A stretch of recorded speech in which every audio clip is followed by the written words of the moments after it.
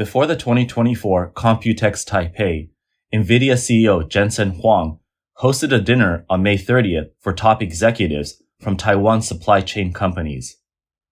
His comments during the event sparked controversy in mainland China.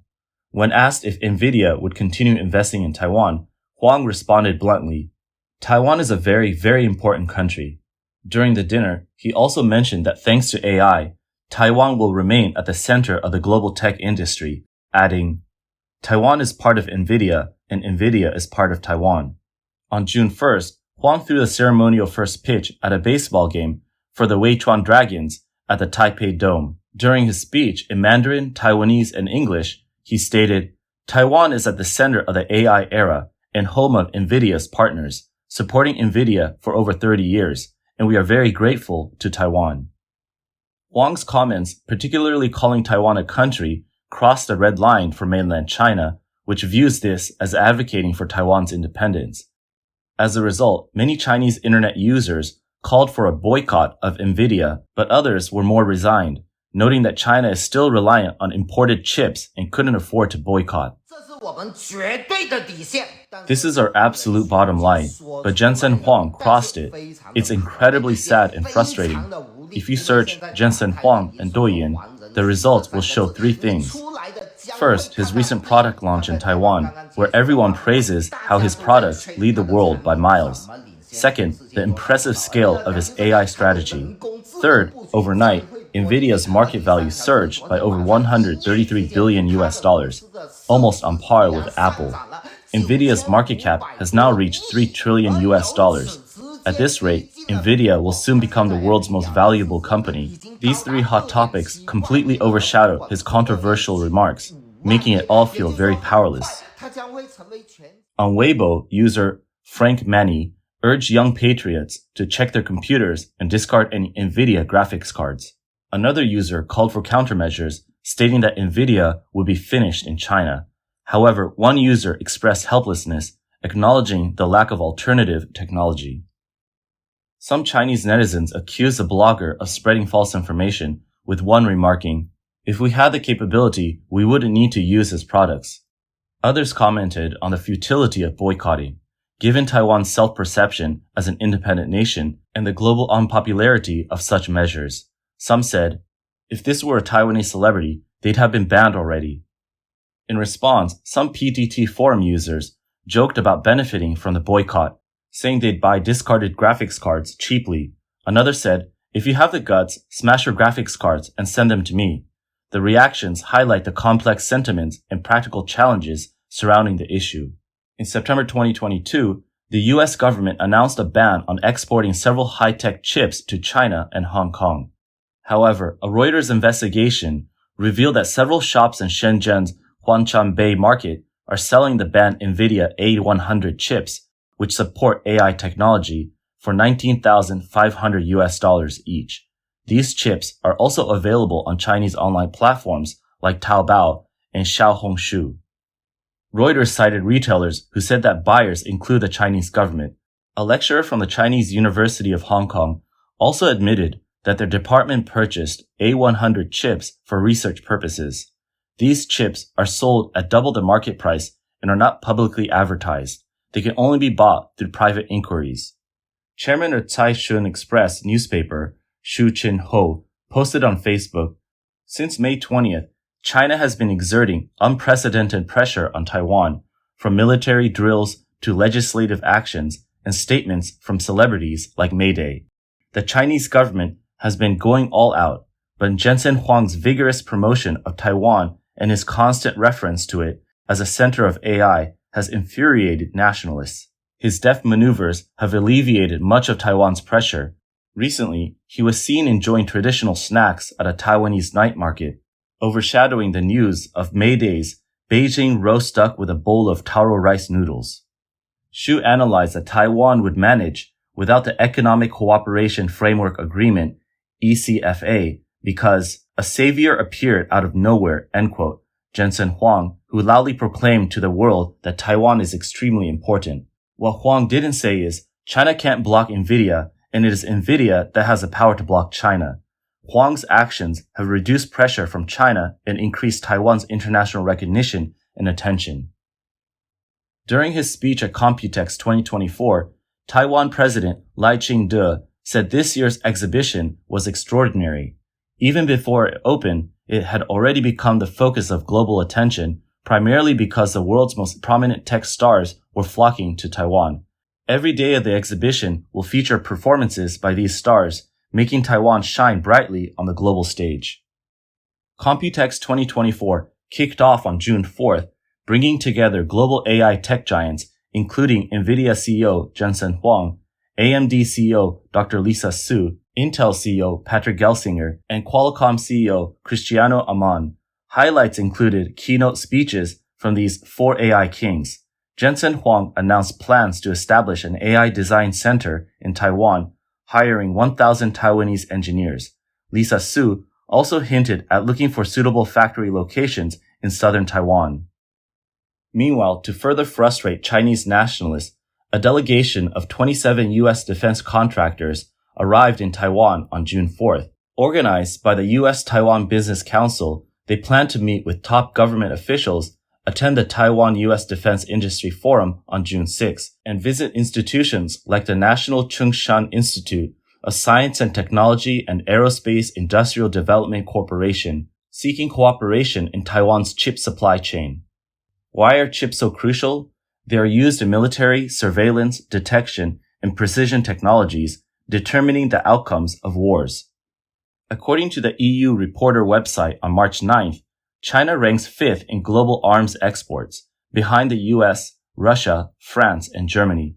A report by the International Institute for Strategic Studies shows that 7 Chinese state-owned military enterprises had revenues exceeding $5 billion in 2016. However, many signs indicate that Chinese military products lack quality assurance. The recent Russia-Ukraine war has highlighted the shortcomings of Russian-made weapons. They can't strike accurately, require significant manpower, lack smart technology, can't communicate with each other, and can't respond in real time. The much-touted T-14 tank, rumored to destroy all Western tanks, still hasn't made it to the battlefield. Due to a shortage of precision missiles, Russia has had to rely on Iranian drones. The lack of precision strikes is so severe that they are forced to target non-defended, immobile civilian infrastructure. This issue is tied to the inadequate sophistication of the chips used in Chinese weapons. According to a report by Russian business daily Kommersant, the failure rate of chips China exported to Russia was 2% before Russia invaded Ukraine. It soared to 40%, reflecting a 1,900% increase in the failure rate of chips shipped from China to Russia in recent months. This surge has forced manufacturers to waste significant time and effort on testing, with many products facing severe quality issues. The unbreakable friendship between China and Russia is being tested. Since chips are crucial for producing sufficient weapons, this situation could hinder Russia's war efforts if it continues. Why is Taiwan so important? Taiwan is the first island chain in the Indo-Pacific region.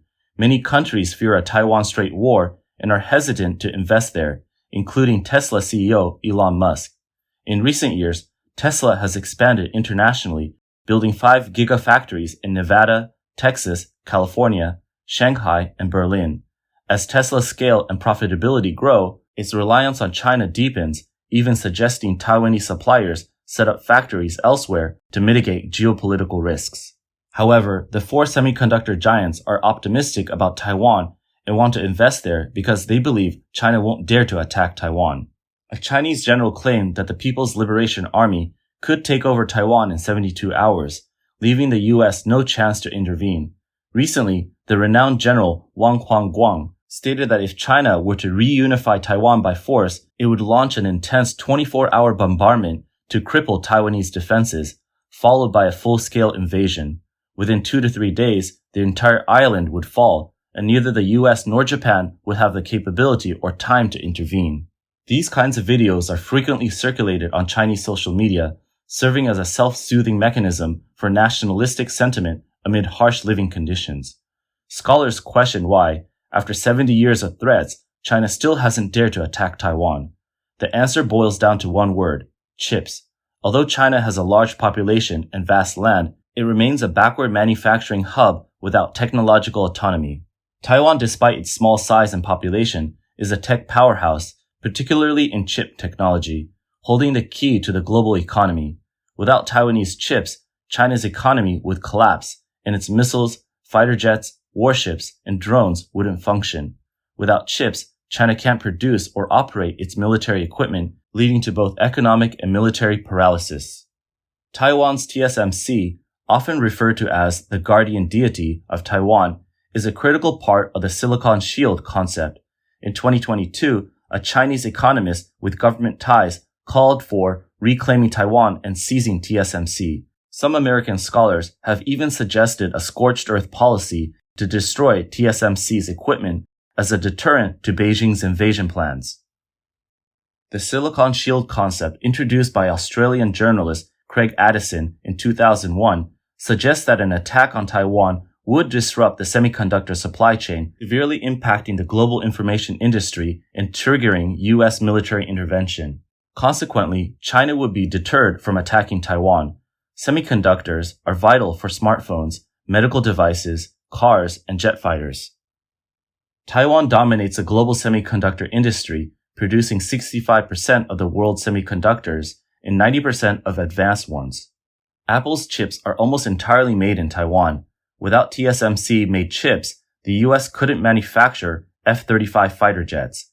Intel, a leading U.S. semiconductor company, outsources parts of its production to TSMC, which is years ahead of Intel in chip manufacturing. Would a crisis in Taiwan and TSMC disrupt the global economy? TSMC chairman Mark Liu recently told CNN that he doesn't foresee such a fate for TSMC, as its operations are integral to the global economy. He said, "Nobody can control TSMC by force. Otherwise, you will render TSMC's factories not operable because this is such a sophisticated manufacturing facility.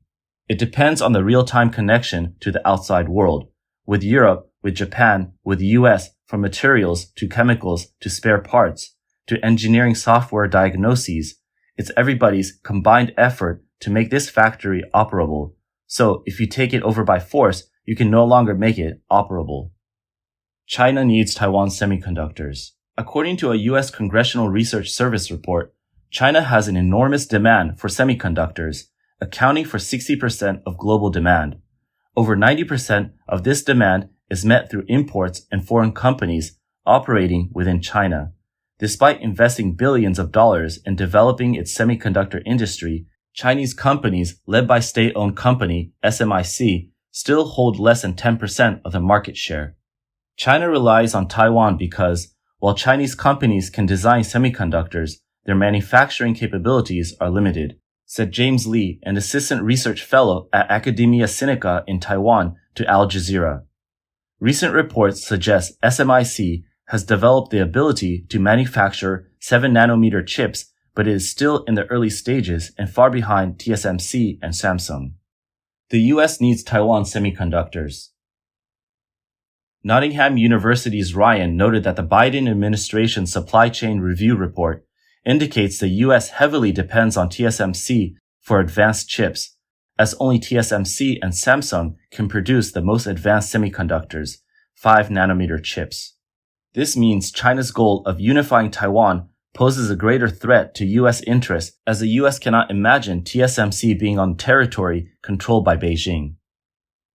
To address this, the U.S. has been trying to attract TSMC to increase its chip production capacity domestically.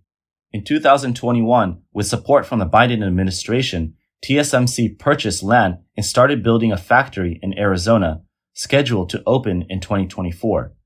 Biden recently signed the CHIPS and Science Act, planning to invest $52 billion to support U.S. semiconductor manufacturing, with funds available only to companies that agree not to manufacture advanced semiconductors for Chinese firms.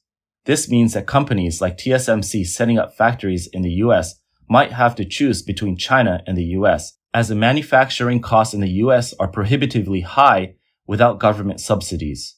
In the context of the U.S.-China tech war, the U.S. aims to restrict China's technological development and prevent it from becoming a global tech leader. Back in 2020, the Trump administration imposed severe sanctions on Chinese tech giant Huawei to cut off its supply of 5G chips from TSMC. The Wall Street Journal listed questions and answers explaining the cross-strait tensions and the severe global consequences if China attempts to blockade Taiwan. A blockade would devastate global supply chains and increase freight prices in Asia, even affecting other regions. Taiwan, with a population of about 23 million, plays a critical role in global commerce. Taiwan supplies approximately 70% of the world's microchips, crucial for the production of smartphones, computers, and cars. It is also located near key Pacific shipping lanes essential for trillions of dollars in East Asian trade. Gareth Leather, an economist at Capital Economics, wrote, "Taiwan matters far more to the world economy than its 1% share of global GDP would indicate." He noted that a halt in Taiwan's exports would lead to shortages in chips for cars and electronics, increasing inflationary pressures. A 2021 report by Boston Consulting Group and the Semiconductor Industry Association indicated that a one-year disruption in Taiwan's chip supply could cause global electronics companies to lose around $490 billion. If Taiwan's chip production were permanently interrupted, it would take at least 3 years and $350 billion to establish equivalent production capacity elsewhere. Thus, Taiwan's security is paramount for global security.